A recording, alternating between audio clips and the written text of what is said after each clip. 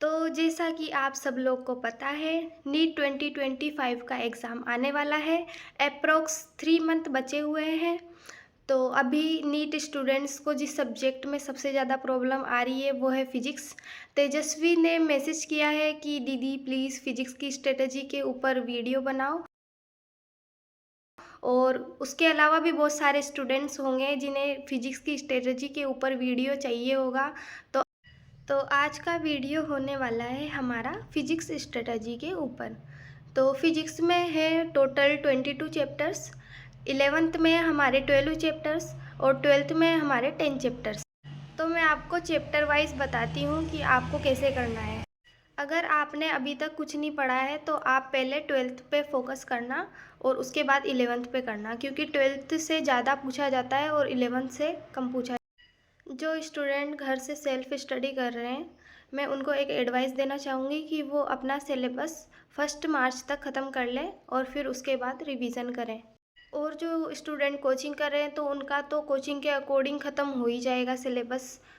और जिन्होंने अभी तक कुछ नहीं पढ़ा है वो पहले 12th के लेक्चर देख ले वन शॉट, उसके बाद 11th के चैप्टर देखे वन शॉट और अपना सिलेबस जल्दी से जल्दी ख़त्म करने का ट्राई करें और अपना 100% देने का ट्राई करें।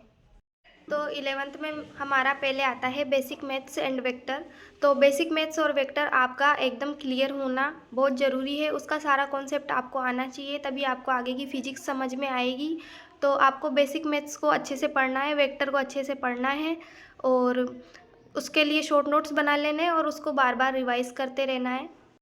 इसके बाद आता है हमारा यूनिट डायमेंशन एंड मेज़रमेंट। तो आपको हर फॉर्मूला की यूनिट पता होनी चाहिए, उसकी डायमेंशन पता होनी चाहिए और ये तो हम हर चैप्टर में पढ़ते ही हैं। और इस चैप्टर से आपके 2 क्वेश्चन या 3 क्वेश्चन आना फिक्स है। जब से एनटीए वाला आया है तब से इस चैप्टर से 2 या 3 क्वेश्चन पूछ ही रहा है। एक क्वेश्चन पूछता है वो एरर से, एक क्वेश्चन पूछता है वो यूनिट और डायमेंशन से और एक क्वेश्चन पूछता है वो इंस्ट्रूमेंट से। तो आप वर्नियर कैलिपर से वो मैक्सिमम क्वेश्चन पूछता है, तो वर्नियर कैलिपर को अच्छे से करके जाना। और एक बार आप एरर को एनसीईआरटी से पढ़ लेना, टाइप्स ऑफ एरर, क्योंकि इससे थ्योरेटिकल क्वेश्चन पहले भी पूछा गया है और अभी नीट 2025 में भी पूछा जा सकता है। तो आप इसको एक बार एनसीईआरटी से पढ़ लेना और ये भी देखना कि इस एरर को हम कैसे ठीक कर सकते हैं, तो वो भी क्वेश्चन पूछा जा सकता है।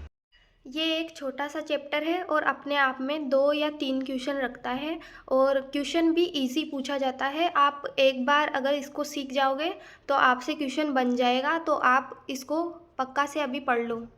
इसके बाद आता है काइनेमेटिक्स। काइनेमेटिक्स बहुत हार्ड लगता है सबको, मुझे भी हार्ड लगता था। तो इससे क्योंकि अलग अलग टाइप के क्वेश्चन पूछे जा सकते हैं, इसमें कॉन्सेप्ट्स बहुत सारे हैं। तो आप इसमें ये कर सकते हैं अभी लास्ट टाइम पे कि वन शॉट देख लो और उसके बाद सेकंड एक्सरसाइज सोल्व करो। उसमें कितने टाइप के अलग अलग क्वेश्चन पूछे गए हैं वो देख लो और उसके बाद अगर टाइम बचे तो फर्स्ट एक्सरसाइज कर लेना। इसमें लास्ट में जो रेनमैन प्रॉब्लम और रिवरमैन प्रॉब्लम दी हुई है उसको आप अच्छे से करके जाना। अब आ जाते हैं हम नेक्स्ट चैप्टर के ऊपर, एनएलएम और फ्रिक्शन। ये इजी चैप्टर है, इसमें बस फ्रिक्शन हार्ड लगता है। फ्रिक्शन में भी जो 2 ब्लॉक प्रॉब्लम पूछी जाती है वो हार्ड लगती है। वो आज तक तो नहीं पूछी गई है नीट में, तो आप पर फिर भी आप एक बार देख लें। इसमें मैक्सिमम टेंशन और नॉर्मल निकालना पूछा गया है, तो आप सेकंड एक्सरसाइज से क्वेश्चन कर लेना इसके सारे। इसमें एनटीए वाला क्वेश्चन रिपीट करता है। सेकंड एक्सरसाइज आप अच्छे से करके जाओगे तो वहाँ पे आपको क्वेश्चन नया नहीं लगेगा, सेम उसी टाइप का लगेगा। फ्रिक्शन में आप 1 ब्लॉक वाली को अच्छे से करो और 2 ब्लॉक वाली प्रॉब्लम आप एक बार देख के चले जाना। मुझे नहीं लगता कि वो पूछा जाएगा क्योंकि वो लेंदी क्वेश्चन होता है, पर फिर भी एक बार आप देख के ज़रूर जाना। नेक्स्ट चैप्टर आता है work power energy. Work power energy में उनका फेवरेट है वर्क एनर्जी थ्योरम। तो आप वर्क एनर्जी थ्योरम के क्वेश्चन अच्छे से प्रैक्टिस कर लेना। कभी कभी वो पूछता है पावर, तो पावर को भी देख लेना। ये इजी चैप्टर है, इससे इजी क्वेश्चन पूछा जाता है, आपसे आसानी से हो जाएगा, तो आप इसको कर सकते हैं अभी लास्ट टाइम पे वन शॉट से। आ जाते हैं रोटेशन मोशन के ऊपर। रोटेशन मोशन में आपको पहले तो फॉर्मूला अच्छे से याद होना चाहिए, क्योंकि हमें फॉर्मूला ही याद नहीं रहता है, कौन सा फॉर्मूला लगाना है, डिस्क का कौन सा फॉर्मूला है, रिंग का कौन सा फॉर्मूला है, यही भूल जाते हैं हम। स्फीयर वाला, सॉलिड स्फीयर है, होलो स्फीयर है, ये आपको अच्छे से याद करना है। सेकंड एक्सरसाइज अच्छे से सोल्व करनी है सभी चैप्टर्स की। इसमें फॉर्मूला बेस्ड क्वेश्चन पूछे गए हैं थ्योरम से, तो आपको अगर थ्योरम और फॉर्मूला अच्छे से आता है तो आपका क्वेश्चन बन जाएगा। Centre of mass and collision को हटा दिया गया है इसमें, पर फिर भी मैं कहूँगी कि एक बार देख के चले जाना अगर पूछ लिया गलती से तो। और इसमें सेंटर ऑफ मास पूछता है बस।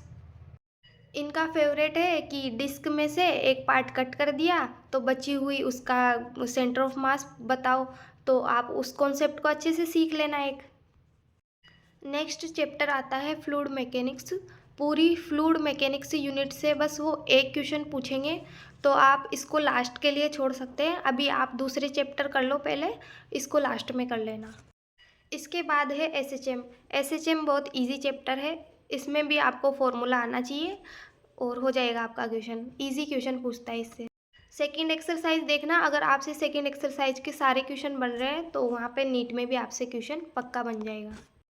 नेक्स्ट चैप्टर हमारा आ जाता है वेव्स। वेव्स मुझे बहुत टफ लगता था, मुझसे नहीं बनते थे इसके क्वेश्चन, और मैं इसमें फॉर्मूले भी उल्टे पुल्टे लगाती थी, तो देख लेना आप इसको।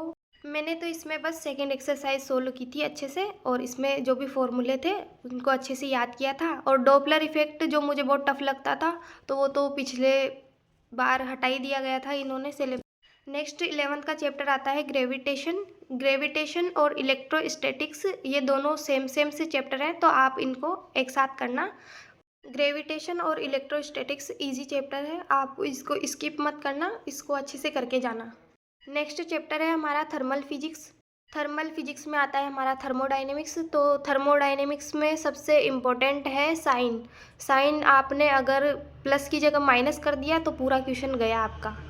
तो इसमें आपको साइन का ध्यान रखना है, और सेकेंड एक्सरसाइज कर लेना।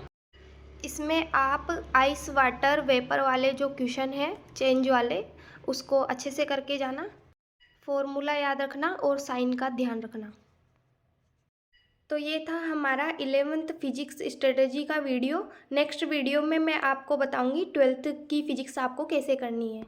आपको 11th फिजिक्स स्ट्रेटजी से रिलेटेड कुछ भी डाउट हो तो आप कमेंट में पूछ सकते हैं। Thank you for watching and best of luck.